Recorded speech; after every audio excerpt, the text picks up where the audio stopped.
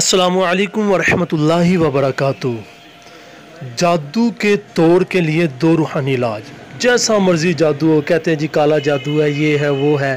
मेरे शेख तरीक़त मिरल सुन्नत दामद बरकातुहू आलिया मौलाना महमद अलियासतार ने दो ऐसे रूहानी इलाज बताए हैं कि जैसा भी हो कोई जादू इंशाअल्लाह अज़्ज़ व जल ख़त्म हो जाएगा। सुनिए। नंबर 1, ला इलाहा इल्लल्लाह 101 बार पढ़ कर सहरज़दा यानी जिस पर जादू किया गया उस पर दम कर दिया जाए, या यही लिख कर धोकर पला दिया जाए तो इंशाअल्लाह अज़्ज़ व जल सहर यानी जादू का असर ख़त्म हो जाएगा।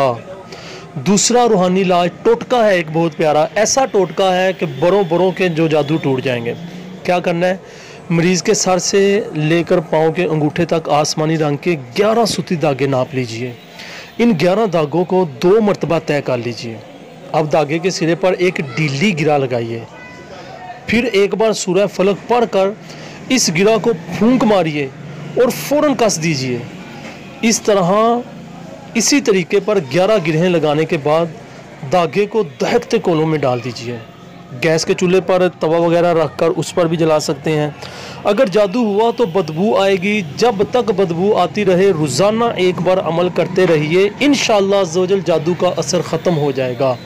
तवज्जो के साथ वीडियो सुने, अगर सही समझ नहीं लगी तो दोबारा सुने, करना वही है जो बताया है। इंशाअल्लाह अज़्ज़ व जल जिस तरह का जादू होगा ख़त्म हो जाएगा। इस वीडियो लिंक को ज़्यादा से ज़्यादा लोगों में शेयर करें ताकि इन लोगों से वो बच सकें जो डब्बा पीट नमाज़ें भी नहीं पढ़ते हैं, जिब्बो गरीब उनके मामलात, और वो कभी कहते हैं काले बकरे की सिरी जी कब्रिस्तान दफन कर रहे हैं, कभी मसर रास्ते में फेंक दें, और कभी औरतों और मर्दों को जिब्बो गरीब काम कहते हैं करने को।